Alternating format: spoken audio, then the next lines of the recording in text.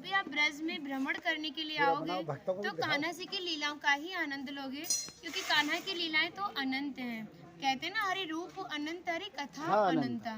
लेकिन जब भी आप भांडीर वन में प्रवेश करोगे, कवि शास्त्रों का अध्ययन करोगे या किसी के मुखार विंद से श्रवण करोगे तो ज्ञात होगा कि भांडीर वन में एकमात्र लीला नहीं है, यहाँ पे हमारी 14 लीलाओं का उल्लेख है। प्रथम लीला श्री जी के विवाह की मानी जाती है, लेकिन सबसे बड़ा ग्रंथ श्रीमद् भागवत जी को माना जाता है। आपने उसका अध्ययन श्रवण किया हो तो राधा रानी का नाम उसमें आता है नहीं आता? श्रीमद् भागवत में नहीं आता। नहीं आता, बिल्कुल नहीं आता, क्योंकि सुखदेव जी राधा रानी को परम गुरु मानते थे। जब राधा रानी का नाम ही श्रीमद् भागवत जी में नहीं दिया तो विवाह का उल्लेख कैसे हो सकता है? लेकिन श्रीमद् भागवत जी को छोड़ के 12 ग्रंथ ऐसे हैं जो हमारी लाडली जी के विवाह का उल्लेख करते हैं। लेकिन जिस भांडीर वट के नीचे आप खड़े हो, इसका श्रीमद् भागवत जी के 10वें स्कंद के 18वें अध्याय में 22वां श्लोक कि बृहंतो बाहि मानस्य 4 यंत्रस्य गोदनम भांडीरकम नाम बटम जम्बू कृष्णम प्रोग्राम, यानी वृक्ष द्वापर युग में बहुत विशाल था, 4 योजनों में फैला हुआ था। इसकी जो सीमा थी वो 15 किलोमीटर में थी, तो इसको पंचकोशीय वृक्ष के नाम से भी जानते थे। कान्हा जी इन्हीं की शाखाओं पर चढ़ के यमुना मैया को आर पार किया करते थे। मान्यता है कान्हा जी की जो 9 लाख गाय थी दोपहर के समय इसी वृक्ष के नीचे बैठ के विश्राम करती थी। तो माताएं जो भी माखन मिर्ची रोटी इत्यादि प्रसादम में रख देती थी, सभी ग्वाल वाल एकत्रित होकर दोपहर का भोजन करते थे। और भांडीर वन में सबसे बड़ा विशेष फल इसी प्रसादी का बताया गया है, क्योंकि आप कभी किसी विवाह में जाते हैं तो बिना अन्न प्रसादी के नहीं आते। आप तो लाडली जी के विवाह स्थल ही आए हो। यहाँ पर जो दुर्वासा मुनि थे, जो दूब घास होती है उसी का रसपान करते थे। ब्रज की गोपियों ने इसी वट वृक्ष के नीचे उनको 56 प्रकार के व्यंजन खिलाए थे। यहाँ पर राधा कृष्ण में मल्ल युद्ध हुआ था, उसमें ये तय था कि जो भी हारेगा उसको भंडारा करना होगा।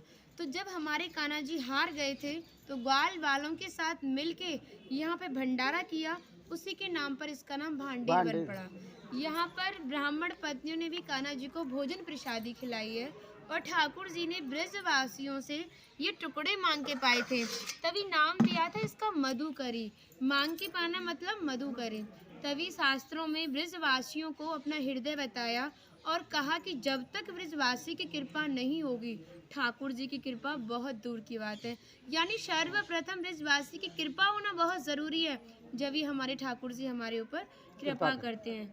हमारी राधा रानी ने स्कंद पुराण में इस स्थान के बारे में ये कहा था कि जो भी गुप्त वृंदावन आएगा वो मोक्ष को प्राप्त होगा। यानी भांडीर वन को ही उन्होंने गुप्त वृंदावन कह के संबोधित किया। तो कान्हा बोले, तुम इतनी बड़ी बात को कह रही हो, लोग पाप करेंगे और सीधे दौड़े भांडीर वन चले जाएंगे, क्योंकि आपने तो मोक्ष धाम ही भांडीर वन को कह दिया। तब हमारी लाडली जी ने कहा, नहीं कान्हा, मैं जिस पर विशेष कृपा करूंगी, जिसके प्रति मेरी भक्ति भाव दोनों सच्चे हैं और भक्त मेरी शादी में उपस्थित है। यानी आज से 5,500 वर्ष पूर्व आप इस स्थान पर थे।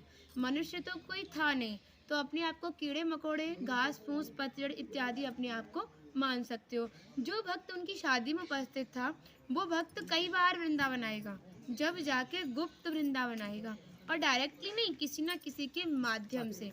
इस स्थान तक पहुंचने के लिए माध्यम का होना बहुत ज़रूरी है, और सारा श्रेय भी माध्यम को जाता है, क्योंकि माध्यम ही हमें ऐसे दिव्य स्थान पर पहुंचाता है। और जो भी भक्त भांडीर वन में प्रवेश करेगा, प्रवेश करने से जो कान्हा ने 14 लीला भांडीर वन के अंदर की हैं, उनके दर्शन मात्र का फल प्राप्त होगा। और जो भी यहाँ की एक किनका प्रसादी पाएगा और एक रात्रि निवास करेगा, वो इस ब्रज गौलोक धाम से वैकुंठ गौलोक धाम को जाएगा, क्योंकि जो हमारे ठाकुर जी ने गौलोक धाम को इस 84 कोस में ही बांटा है। आप यहाँ पे जो भी दर्शन करोगे वो प्रकृति की देन के हिसाब से और मानव निर्मित दर्शन है, लेकिन आप गौलोक धाम में जो भी दर्शन करोगे वो ठाकुर जी के हिसाब से हैं। जैसे गर्ग संहिता के 6वें अध्याय का नाम है गौलोक खंड, आप उसका अध्ययन करोगे तो भांडीर वट का एक दिव्य वर्णन का अध्ययन करोगे। कहते हैं गौलोक धाम में ब्रजा नदी के किनारे भांडीर वट है, यानी यमुना मैया का नाम ही गौलोक धाम में ब्रजा है। तो यहाँ पर भी आप एक भांडीर वट के दर्शन कर रहे हो। कहते हैं लोकनाथ प्रभु जी ने कहा है कि अगर भक्त इस भांडीर वट का दर्शन कर ले, दर्शन मात्र से, स्पर्श की तो बात बहुत दूर की बात है, दर्शन मात्र से ही उसे दोबारा गर्भ में जाना नहीं पड़ता। यानी भक्त 84 लाख योनियों से मुक्त होके मोक्ष को प्राप्त करता है। बोलो राधे राधे। इंदुलेखा जो भगवान की राधा रानी की 8 सखियां थी उनमें से एक है ना। और मन नहीं कर रहा कितनी तारीफ करे, वो है नहीं इसलिए बोल नहीं रहे, कृपा कारण स्टार्ट कर दिया।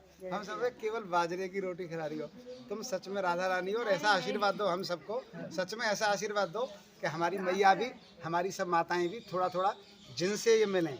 देखिए भक्ति का स्तर है, एक इतना बड़ा एक इतना है, तो इनको जो इनसे छोटी भक्ति में ये भी उनको कुछ ऐसी बातें बता के भगवान की ओर आकर्षित करें। सबको ऐसा आशीर्वाद दो। आप ब्रजवासी हो इसलिए सक्षम हो, दे सकती हो। भक्ति बढ़े और ब्रज में वास मिले।